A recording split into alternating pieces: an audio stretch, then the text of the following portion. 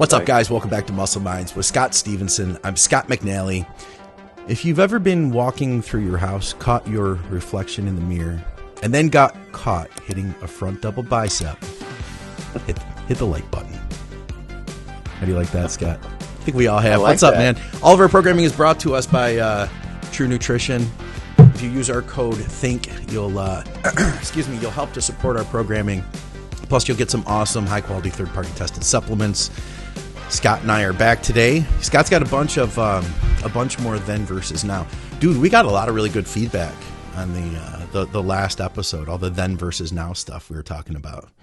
I mean, it's especially from some of the old schoolers. You could literally do this is actually, Victoria is someone who can obviously appreciate this as much as anyone, being the sport historian that she is. Yeah. I think connected with so many sport historians.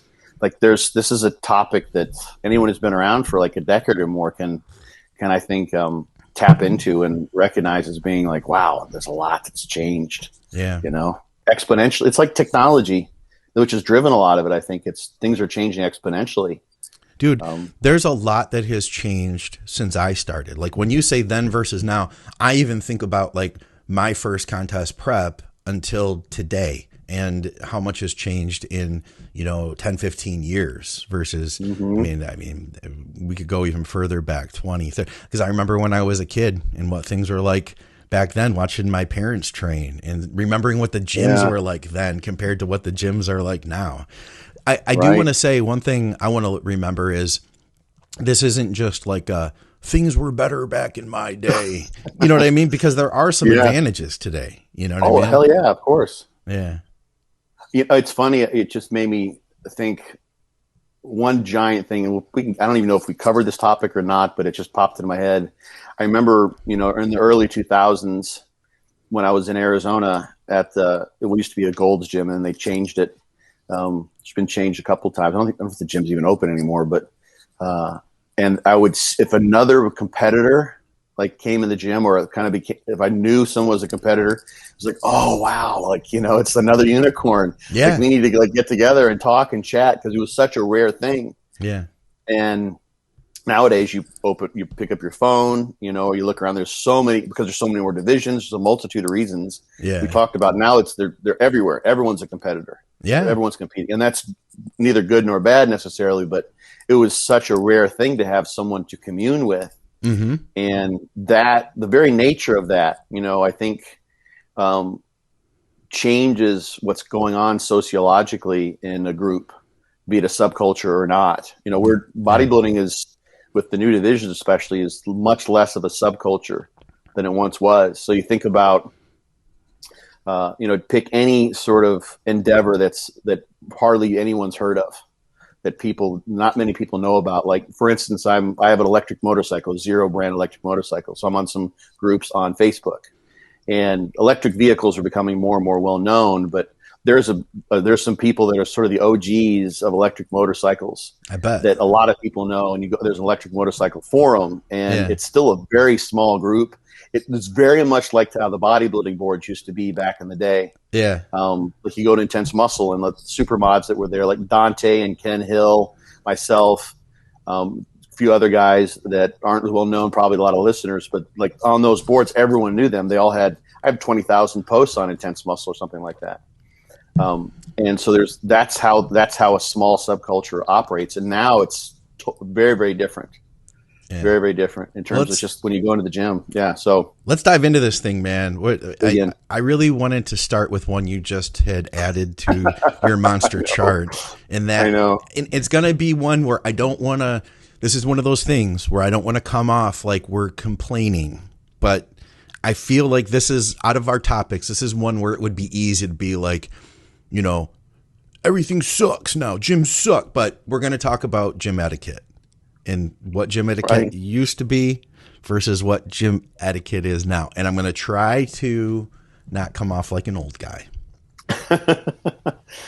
I think the thing that I have sort of always recognized, I don't know about always, but for as long as I can remember, basically, so I kind of say always, is that the etiquette in a gym is a function of the climate, the environment, that's set in place by the gym owners and the members as well. Yeah. So, there's a way, like you go into certain gyms, old school gyms, mom and pop gyms, quote hardcore gyms, and they'll say, like, you'll see the sign on the mirror that says your mom doesn't work here, clean up after yourself.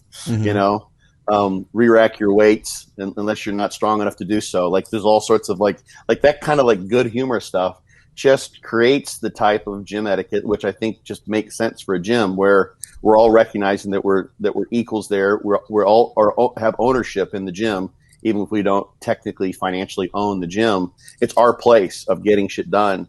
We care about one another. We take care. We ask to work in all those sorts of things. That's like a climate in a gym that is still persists in so many places. Yeah. Gyms that you go to, and then you go to the big box gyms where they just are trying to get as many members as possible, and they actually prefer that they don't work out there because that makes the gym seem more open to get more members in. Totally different scenario. So if you look at how the landscape has changed in terms of gyms and gym memberships, a bit more big boxes around than there used to be. Just like it was Gold's and Powerhouse and World. Those were the 3 big box gyms 20, 30 years ago, and now we've got so many of them. It's like I can't even hardly count. Like they keep on changing. I'm like, people say, have you heard about like EOS as a gym down here? I think it's the name of it. Never even heard of it. Yeah, it's like they've got. I think it's the name of the gym. I can't even remember them now. Like I don't. Like literally, they're coming around so often. So that the whole landscape on an average changes the function of the big box gyms, and that of course means that you've got gyms where they don't care about the etiquette. Like the people don't know the etiquette because they've never learned it. No one's sort of, taught them. Like, you stand, it's like someone who's never seen a line before. They don't know to stand in line, but right in front, like, how would they know? Like, unless they pay close attention. And that means that everyone in the gym is doing those things that sort of like, okay, I see everyone standing in line, and we do have, some herd instincts built into us. So it's like, I guess I'll do what everyone else does. Yeah. That's a normal thing that people learn. So, but anyway, I could go on and on. It is really kind of interesting because a lot of gym etiquette it's unspoken. Yeah, it really is, man. You don't there's no sign in any gym that says like don't block someone's view of themselves in the mirror while they're lifting.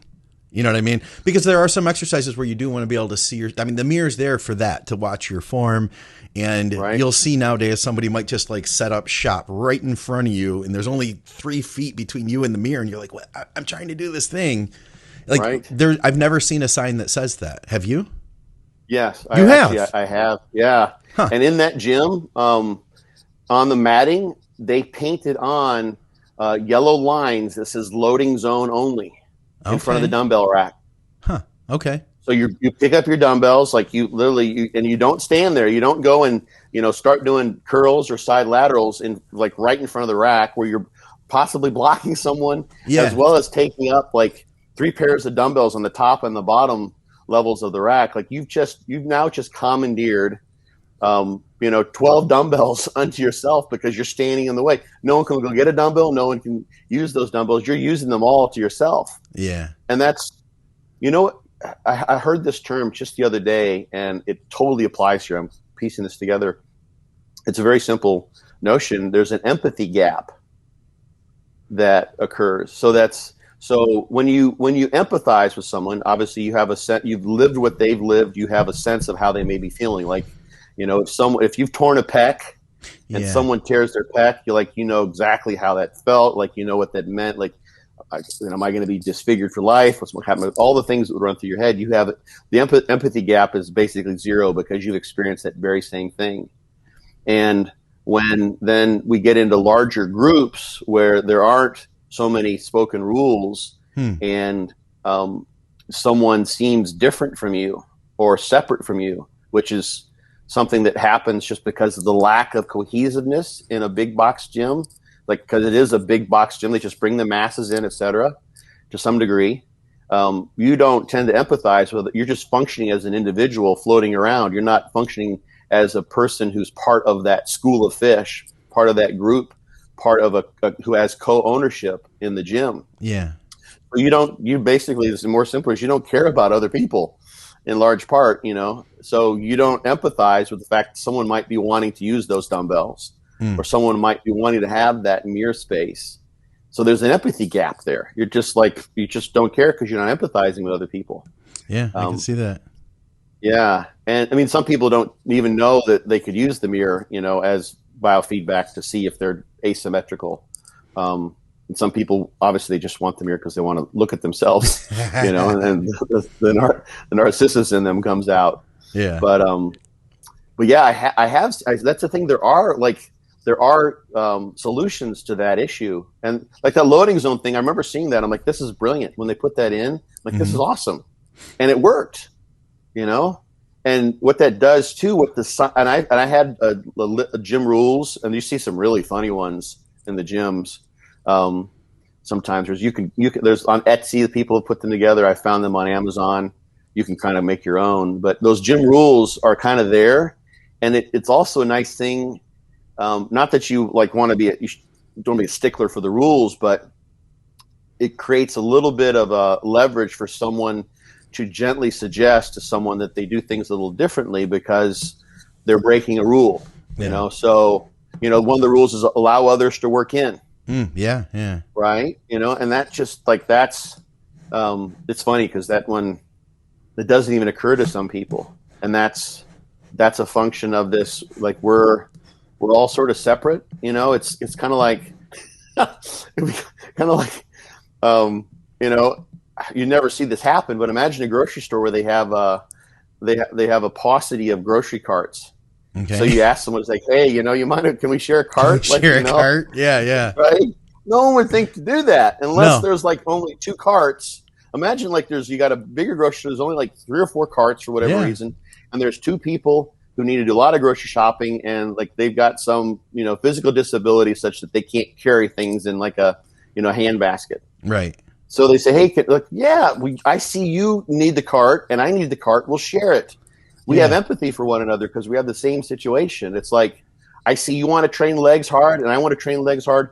This is the best, leverage. This is the humbler pendulum squat or whatever. Right. We both want to use it. Hell yeah, you can work in with me. Let's get this shit done. Yeah. What weight do you want? I've seen it happen even to myself, and I've seen it happen to others where maybe people who don't understand at the gym as much, somebody's walked up and said, hey, do you mind if I work in with you between your sets? Nothing aggressive, anything like that. And they seem kind of confused and put off, and they may do one more set, but then they just leave. Yes, they get intimidated, or they think that you're being, it's like literally, imagine some guy says, hey, babe, you mind if I share that cart with you? Yeah, right. You get away from me, you creepy bastard. We should do a video. That should be our next video, Scott, where we have you with like hidden cameras at the grocery store asking people to share carts with them. Let's see how they respond to that. There's a guy on Facebook, I think it's Ross Creations. I think that's maybe all one word, who all his whole shtick is doing that kind of shit. That's what I'm saying. There's a lot of people that do that. That's what we'll get into. God, well, that's so what we'll start doing here. Yeah. He like the one I want to get off on this topic. There's so many that pop to mind, but like he would go into a pizza place, and ordered a pizza for delivery. Yeah. When he was there at the store. Okay. Yeah. And the guy's like, he's like, you just don't want to take it home with you? He's like, no, I like to have it delivered. It just feels better when it gets sent to my place. It's like, so you want to have us deliver it to your house, but like, okay, like right now, it's like, yeah, I'm going home. I just like to have you guys deliver it for me. It just tastes better when you have it. The guy's like, okay, whatever you say, man. But yeah, it is, and that's simply because no one has, and this is a function of how you introduce people to the gym, especially if they've never trained before. Yeah. When you give them their tour or you give them their introduction, you don't just like take their money and ask them to sign their ATM, their signature so you can do their monthly withdrawals. You walk them through and say, hey, like, so, we try to we all work in together here together. We're all kind of in this. So sometimes people want to work in with you. Like you literally just tell them those things and people will get that. Yeah. But if they've gone 6 months and that's never happened, and all of a sudden that happens, it's like, oh, we have a share grocery cart policy here at the grocery store. Yeah. I didn't know that. It's like, hey, can I use the underside of your cart? Like, I'm getting some soda. It's really heavy and I can't carry it in my handbasket. I'll meet you at the front in 10 minutes. It's like, okay, yeah, sure. It's gonna be about 15. I love that we'll idea. do that. We got to do this. Yeah. We got to do this. Tino, it'd have to be like there's not enough carts around. Yeah. Tino pointed out to us that he said the newbies and the young guys all start out like this. They eventually learn. The old school guys teach them. I could see that at Tino's gym. He owns, I can't say raise the bar, but I'm going to say, because he's not supposed to, RTB gym, I think I'm supposed to say now, in Lincoln Park. But it's one of those old school gyms where I feel like if you were, it's very family oriented feeling, like we're a community of people. If you're there training, you're training on, he said RTB, not raise the bar gym. I didn't say that. But it's like a community of people. And if you join the gym, you're now part of our community. And I could see that, but I can see where that doesn't work in places that are more just, what's the word I'm looking for here, Scott? Like the sterile environment of the big box corporate places. Like you go into a Lifetime Fitness or, a Crunch Fitness, and it's just like everybody's just their own individual in their own little bubble, floating around the gym. And there's no sense of that. There's no talking to other people really, I don't think. The purpose of those gyms, literally, this is just my, there's no bones about it. Like the purpose of those gyms is not to help people learn how to create autonomous exercise habits that benefits them physically, mentally, spiritually, whatever it may be. The purpose of those gyms is to get people's money in large part. Like they're not there to help you necessarily. They're there to take advantage.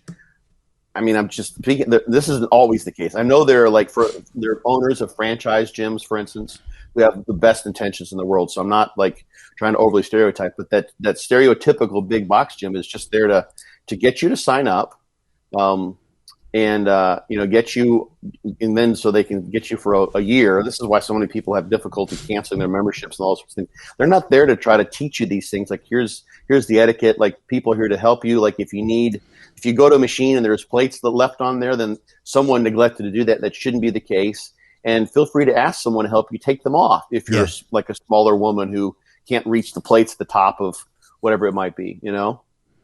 They're not; those things aren't part of what they're there for. Those gyms they're literally there in many cases to just take advantage of people.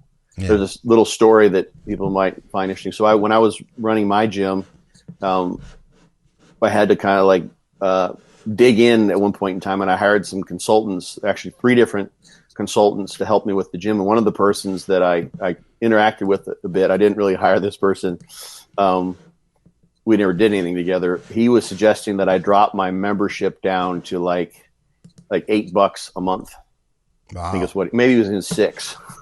Right. And that was because like they were doing $10 a month some places, and I was to beat out in a price war the big box gyms that were around me. Yeah. And of course, my purpose with the gym was to get people in and create a community, have people exercising. And I realized that, if I actually had, 3/4 of those people who are paying $8 a month coming into the gym and regularly exercising, my gym wasn't big enough to handle that amount of that inflow of like, it would just be impossible to make money. And I knew that. And the idea, of course, is that you only have about 10% of those people who actually work out. That's the whole purpose. You sell them a gym membership that's so cheap and so, that barrier to action of the cost is basically, not even a thought. And it's the cheapest gym you can get, basically. So they're like, oh, I'll just do this, like can't beat that. I'm definitely not losing anything because this is the cheapest option I have. And they don't come in.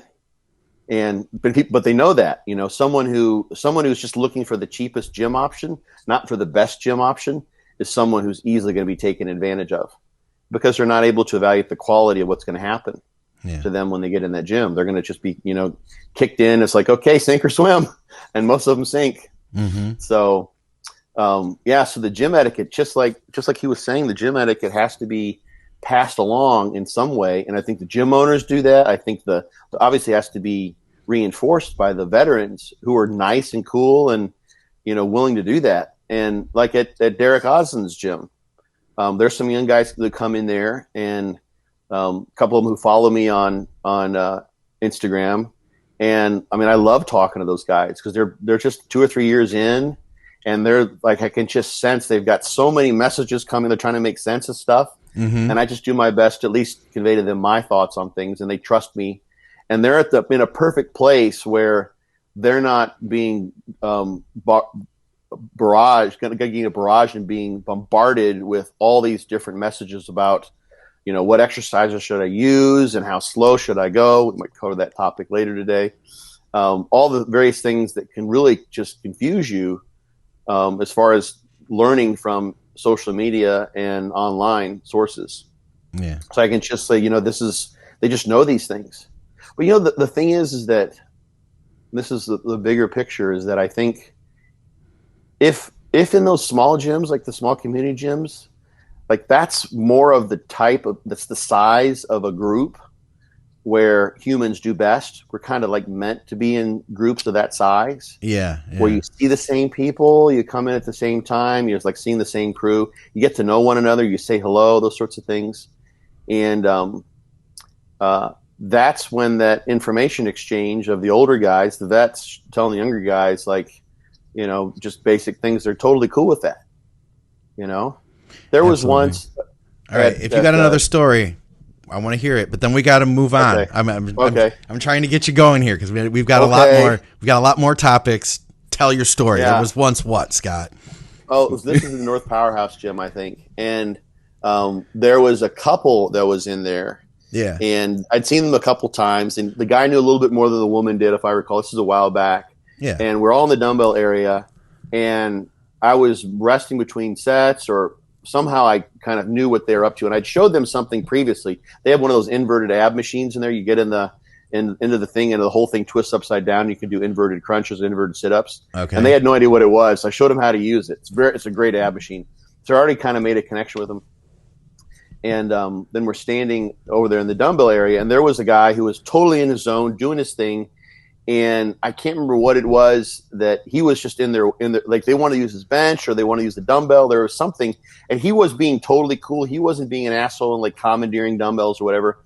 But they didn't know they could just ask him, if they could work in or if they could use that space. I think maybe he was next to like a preacher curl or something like that, because the bench has just been slid too close together, and they didn't know that they could just ask him if he was using that. It was a very, very simple thing.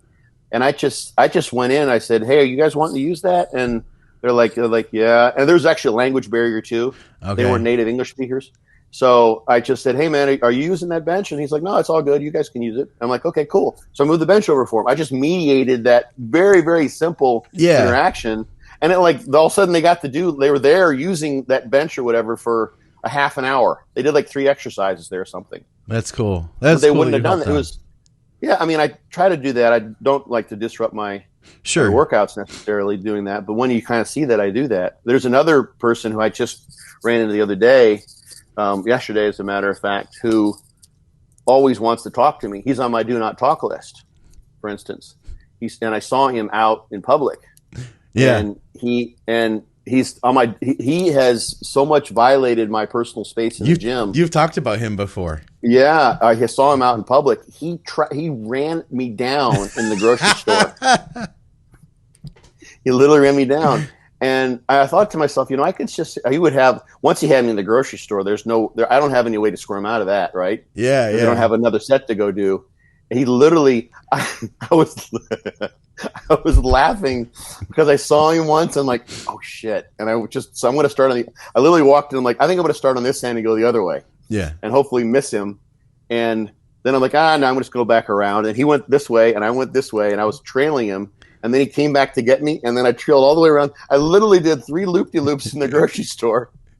And finally he followed me for like 15 minutes. Oh my gosh. And I was picking up things randomly and finally came up and grabbed me. And so that was a decision. I kind of felt like a butthead, but I also realized like this guy, there's something that I just can't, evade with this guy. I've told him in the gym that I need to train sometimes. I'm going to have to step away from our conversations Yeah. or saying hello. And there's certain times, and he just doesn't get it. So there's an opposite side of me too. I'm not the nicest guy in the gym. And I do have boundaries. I'm not very good at them, You but I do have got boundaries. to have boundaries. But I think if I can kind of sum this up for anybody who's watching, if you're an older guy who's been in the gym for a long time, be cool. Be cool and help the younger guys. And if you're a younger guy or a younger person, don't be intimidated, because I think sometimes too people feel a little bit awkward, especially if they're newer in the gym. Don't feel awkward. Just ask, and if somebody's a dick to you, then they're a dick. Period, and it's not your fault. Right. Yeah. What else we got here, Scott? Where do we want to go next? I know we kind of jumped around with that one. We had finished before with dieting, kind of pre-contest dieting. Yeah. And comparing the old days with nowadays. And this is an interesting one because there's both. This is one where it's like you can't say specifically that one's better than the other. There's a lot of contrast there, which is it's an apples and oranges type of deal. So back in the day, you had guys like there's the classic picture of Lee Priest. Wait, what's the topic? Oh, sorry, off-season eating. Oh, okay. I'm sitting here looking. I was thinking, well, people will see obviously it'll pull up. I think when you process afterwards, so the off-season for gains, off-season eating for gains. Okay. Line in the table, but so back in the day, eating in off-season was about just packing on as much mass as you possibly could. Like power shoving is the term that sometimes I think I include that in my Be Your Own Bodybuilding Coach book. It's just like, just screw it. Just go to town, push the food as hard as you possibly can, like do a dirty bulk and just get big and sloppy and nasty and, just go for it. And of course that doesn't always work. A lot of times it won't work because you just gain so much body fat, and then you have to spend like 9 months dieting down, and you end up being the same weight or, not much better because you're not paying attention, you're just presuming. Whereas nowadays there's people are much more cognizant of that possibility. And there's been a lot of talk. I don't know if you paid attention to this at all, but there's been a lot of talk on like the Stronger by Science guys and Lyle McDonald hasn't been on this, but there's been several guys that have been focusing on, I get messages about this continuously, about this idea of the P ratio, which is the ratio of protein to body weight that you'll gain. So basically how much muscle mass you gain relative to increase in body weight when someone's bulking up or coming back down again. Okay. So you want to have lean gains. You want to have a favorable P ratio, whereby your gains are coming in the form of muscle mass and not body fat. And so this is where the lean gains idea comes in, and you can sort of totally tempt people to saying, let's do a lean bulk or clean bulk or what have you.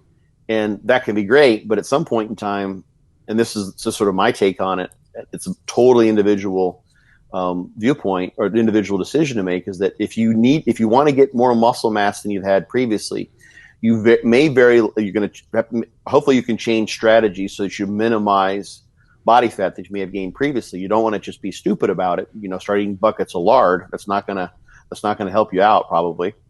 But there's a very good chance you're going to have to gain more body fat than you have in the past. So you've got the negatives of how you look. You've got the negatives of how long it takes to diet that off. You got potential health negatives that can come along with that as well.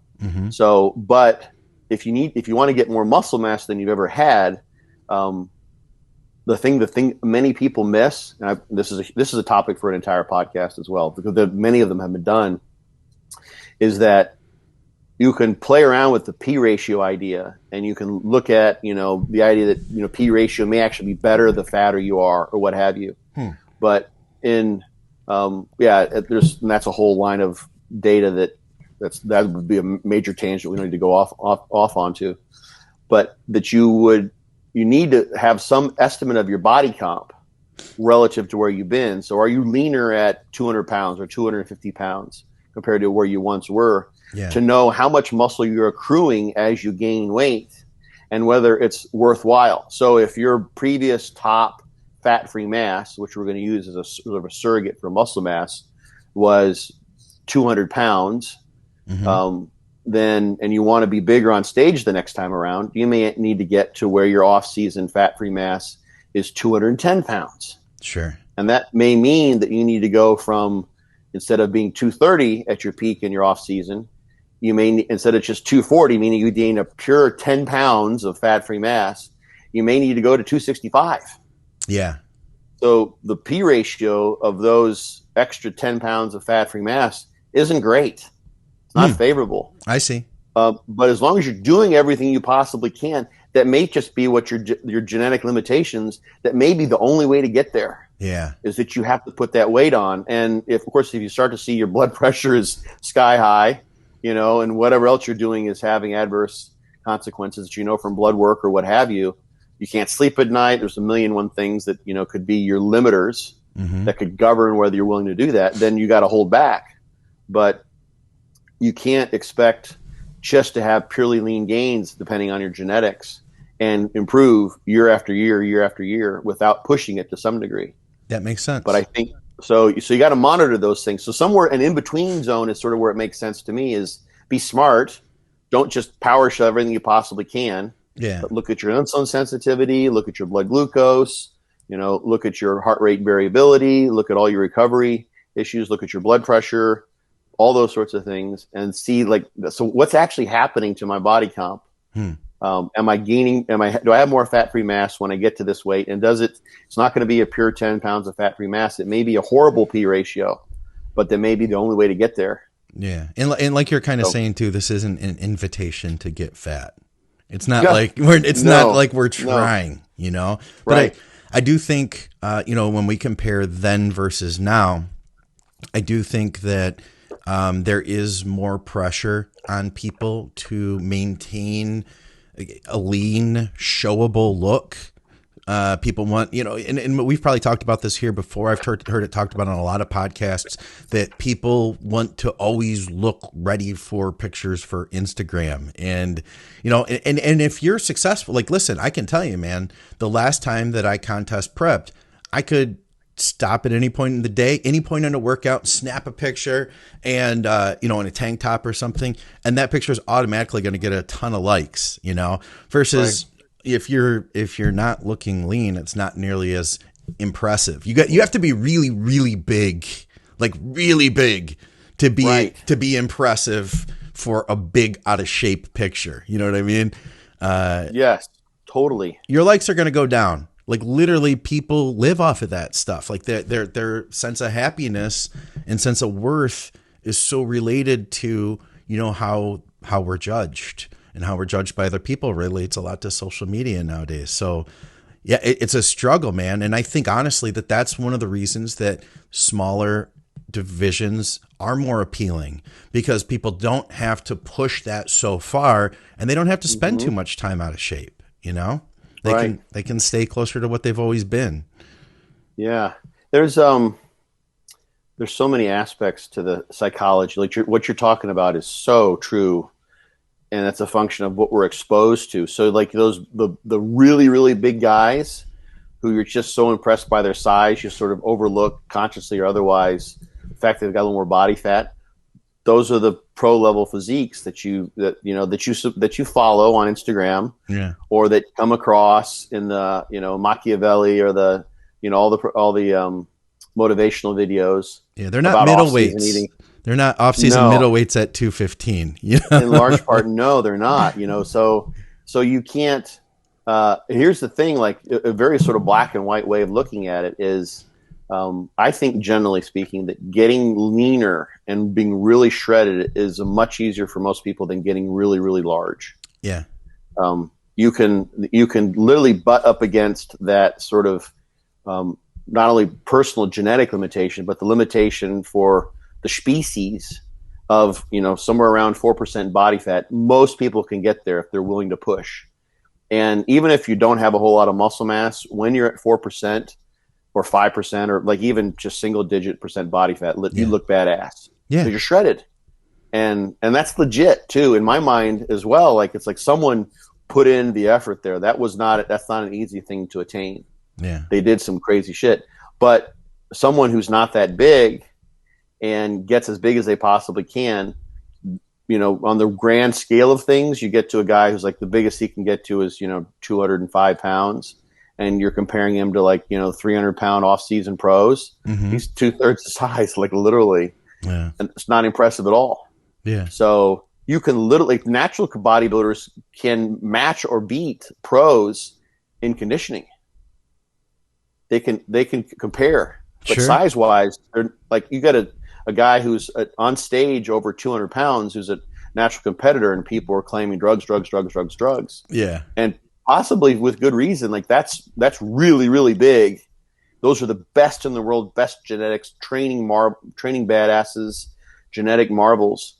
Most of those guys, are in the sub 200 range. Absolutely. Whereas, you got, a lot of guys that are 240, 250 or plus or more than that in the pros. So, it makes sense that if you want to be extraordinary, which is what kind of bodybuilding is about in some way, shape, or form, that you go for that target, which is to be really, really lean and literally look like a bodybuilder. So you're recognizable as one. Yeah. And you don't look recognizable as a bodybuilder to most people. Like do you train if, you're sort of average sized and 15 or 18% body fat, or even relative, you just look kind of like a big guy. But it's clear that you train. It's obvious that you train, and we want that gratification just for ourselves, like literally looking in the mirror, like you said, like you take a picture anytime you look badass, but just in general too, like we're social animals. Yeah. So it's just a more attractive fruit, Yeah. And you can have it sooner too. Like I could decide, hey, I want to, do something with fitness, gain 10 pounds of muscle or get sub 10%. You could gain 10 pounds of muscle for sure. It's going to take longer, and it's not going to be as dramatic either. If you do an off season, your before and after picture of what you look like before you started bulking to what you look like after isn't as impressive as from bulking to dieting down, Nowhere near it. You get changes while you diet every week. When you're dieting, you can see like, oh, my abs are coming in, my lower back's looking tighter, all those things keep improving each week versus you might not physically see a ton, week to week in the off season. It's a slower process. But I'll tell you what though, man, it's those people that can embrace that. That's where the real reward is with bodybuilding. The people that can embrace that and delay the gratification. If you can, and that's so hard, I think, for so many of us in bodybuilding, because a lot of us are drawn to this because we have extreme personalities and we don't want to delay the gratification, not to get all into psychology here, but I think there's, it's true. There's a lot to that. And the thing like that I remember seeing many years ago that you'd hardly ever see now, that Dante used to post a lot. Some people think that, Dante invented the idea of progressive overload, which of course he didn't, and he would admit that, but that's such a central, necessary theme of DC training that, that he would post about those things. And he would post literally logbook results, from DC clients back when he was still training people regularly, just starting out, introducing DC to the world. And you'd see like the week to week changes, like on someone's, take a pendulum squat, and the weight is, 125 pounds on the thing. And then it's 130 and then 132.5, and the reps are going up and the weight's going, and they're just going back and forth, and they just grind and grind and grind, and they hold on to the exercise by micro loading over the course of years. Okay. I remember, when Jordan Peters came on Fuad's podcast, and he was explaining his training philosophy to Fuad, and Fuad wasn't, and this isn't a knock on Fuad at all, but he had never heard of, because he hadn't trained that way. It's not sort of the philosophy that he'd been introduced to. He hadn't heard of someone training the way that Jordan does, where he literally is looking to, micro load those improvements bit by bit, just inch by inch, millimeter by millimeter, to use your favorite SI units. Inside joke. Month after month, session after session, like those things add up, and that's impressive. Yeah. And if someone who is sort of trained to using a logbook, you post like here, like look at like here's my before and after pictures bulking, and then you put the logbook results, and you compile like, January 10th, 2020 or 2019 to current, and it's like, look, this person's increased their strength by 75%. And not only did it was just before and after, but you show every single one of those 47 workouts that they went through where they did that, and they maybe cycled on and off, and they just stair-stepped their way up to that increase in strength in a good loading zone and rep zone for muscle growth. That's impressive. Like that's fortitude right there. That's perseverance. That's like sticking to it and coming every day and doing battle in the gym to force those gains in a progressive overload fashion. Yeah. But you don't see that. But that's not just, and you can't do that when you're staying overly lean too. You just can't make those gains because your diet isn't there for the recovery purposes. Yeah. So it all kind of makes sense, as far as the off season bulking. So there's a lot of what else did I have here in this table? So people are asking about being the body fat percentage for lean gains, the P ratio, how to be lean year round without bulking. That's literally a selling point for good reason too. I forgot to mention this, or I wanted to mention this, is that a lot of the people who are influencers that we see, posting the pictures that are sort of setting the tone, they're coaches, and not only they have lifestyle clients as well as competitive clients. And what does almost every lifestyle client want?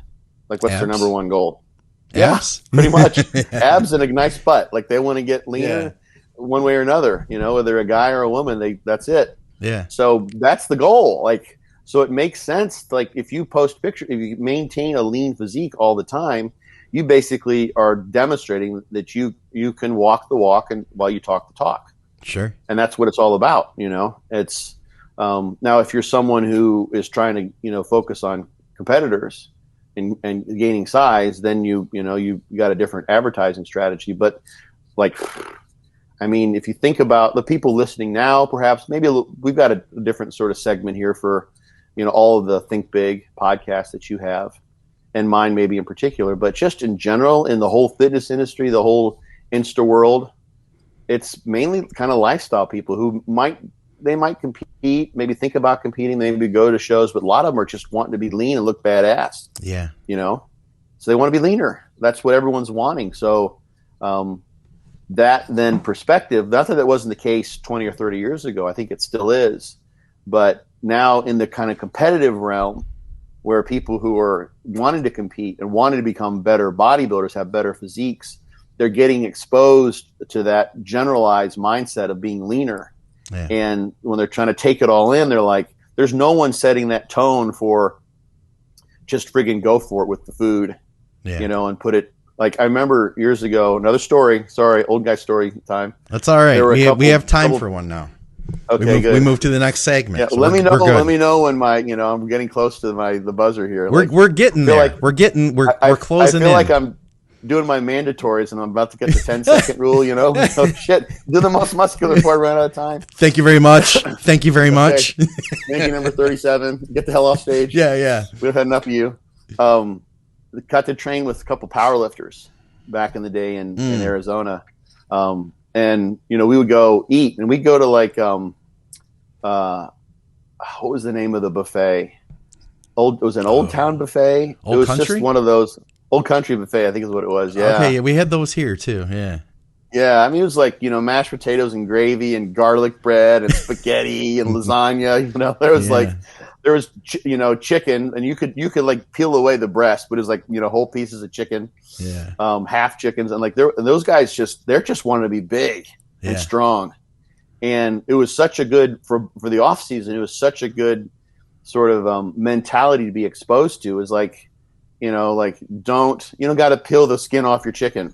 Just eat it. You need food, you need calories. It was the mindset that, you've seen a lot of powerlifters, like they just want to get as many calories in because they know that means maximum strength, maximum recovery. Sure. Not in, always. If you eat the wrong stuff, you could cause some issues with inflammation, that sort of thing. But that mentality of really pushing the limits was really kind of cool. Like, those guys didn't care. It's like, you look pretty. I just want to be strong, And that's kind of like that's a difficult shift to make psychologically. It is to go from, I want to be as just the guy who is just master of gravity in the gym, and I'm training heavier than anyone else has ever seen in this gym. Like, I'm going to just go to town and just dominate this shit. To now, I'm going to keep doing that, and I don't care. I'm going to eclipse the sun with my size. I want to be so big, like I look inhuman. And then you want to go to, I want to be so absolutely, utterly shredded that looks like I don't even have skinless. Like, those are like very two opposite ends of the spectrum that are difficult for one mind to embrace, especially when you're going back and forth. Yeah. Yeah. So anyway. Yeah. It's a difficult thing psychologically. And when the environment isn't cultivating that, you don't have anyone to follow, like powerlifters or other bulking bodybuilders. It's like, you're going to have to be a lone wolf, which is the difficult thing to do. I remember social animals like it wasn't super, super long ago. Sometime last year, though, I remember Ron Partlow saying, and I'm going to paraphrase this, but it was so good. He was like, I was bloated and full for 15 years straight. Right. Yes. I was bloated and full for 15 years. He's like, every day just felt bloated and full, and that's the way that it is for a long time. I could keep going on with this too, because I think back to what the culture was like, and in the gym culture segment we just talked about. The people that you went to see day to day in the gym, they weren't competitors. You weren't there showing off in front of them in your latest Gymshark outfit or whatever. You wore just big shirts. If I fit into an XL, I was at least wearing a 2X, and I didn't look at myself. We didn't look at ourselves. We didn't show off to ourselves. We just kept it covered up. That's the way we were here in Detroit. We kept it covered up under 2 or 3 layers, and we just did the work. And when we got in shape, we did the exact same thing. Although, when we were done training, and this is different for gym culture today than it was then, you could peel down to your underwear right on the gym floor. Yeah. In pose. I still do that. Right there. Yeah, but you probably get some looks nowadays. Now, I guess it depends on the gym. If you're like at Derek's gym. Totally depends on the gym. Yeah. We could do a whole video sequence on, like, at Planet Fitness, just, pulling your shorts down to flex your quads and see what happens, but it is something where we used to just, like, you just did the work and you showed it off on stage. You saved it for stage, you saved it for that. Although there is something to be said about enjoying it too. Like, hey, I'm enjoying the fact that I'm under 10%, boom.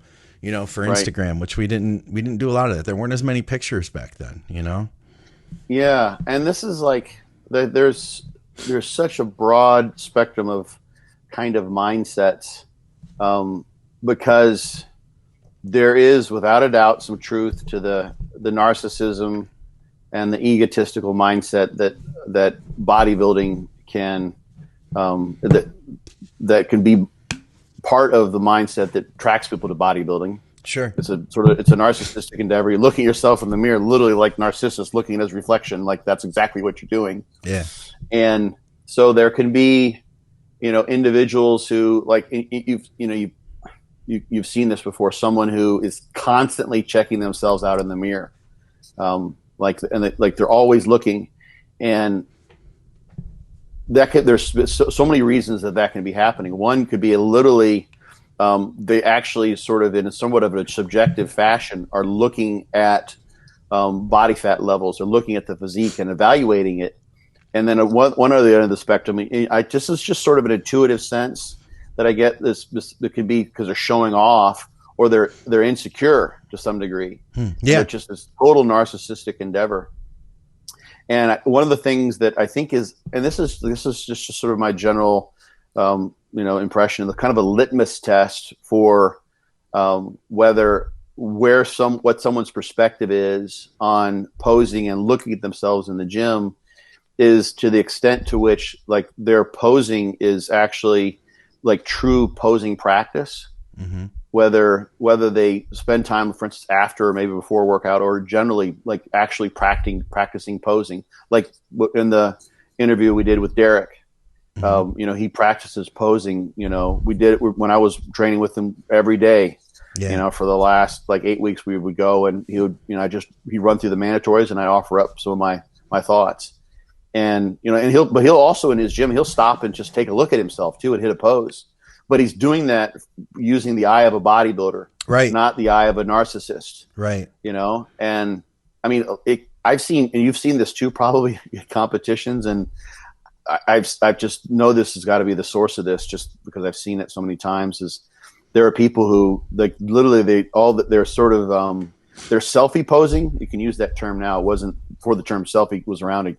It was still the same thing, and they pose in the gym or at home in their bathroom mirror, what have you. Yeah. And then when they get up on stage, their posing is like the legs aren't even posed. Right. So generally, you know, they're not doing anything because this was especially true back in the day when you didn't have as many social media ways to see like live posing, like with feeds and those sorts of things. So no one, like, you didn't really know what good posing was. Yeah. And you see people posing who look like they're posing as they would in their bathroom mirror. Mm-hmm. And those people who are just posing in the gym constantly, you know, in between sets and those sorts of things, who don't ever do the posing, the real posing, mm-hmm. where they're fine tuning the craft of presentation. That suggests to me that there's sort of some different intentions and different motivations, different reasons for looking at themselves in the mirror. They're not just evaluating their physique, because that's really best done from a competitive bodybuilding perspective when you are stripped down and you're practicing your posing and you're trying to make sure that you're presenting your physique in the best light possible. Yeah. Doing everything you can to make those poses show what you've got, as opposed to, you know, just hitting a quad shot or like checking things out. It's nice and cool to do every once in a while, and just fun. Mm-hmm. You know, it's like revving the engine at the stoplight. Yeah, yeah, you know? yeah. But you got to get on the track every once in a while. Yeah, right. It's kind of like, look what I got. You know, this is cool. Yeah, and it's so much fun. Don't get me wrong. When you're dieting down and you're like starting to see shit that maybe you've never seen before, or like, you know, you've got this crazy definition or dryness or vascular. It's like, wow, this is just cool. You like, it's like almost you see a crazy picture of like Ruli or a Ronnie or what have you. Like, holy shit, that's fucking ridiculous. Yeah, you see that in yourself, and it's okay to be impressed by what you've just seen, because it's fucking cool. Like, you did that, you created that, you brought that to life. So that's badass. But if it's always just that, then that's different than sort of being someone who's trying to be a master of their craft as a bodybuilder in terms of presenting their physique. Absolutely, you know, on stage. It is. Yeah, totally different thing.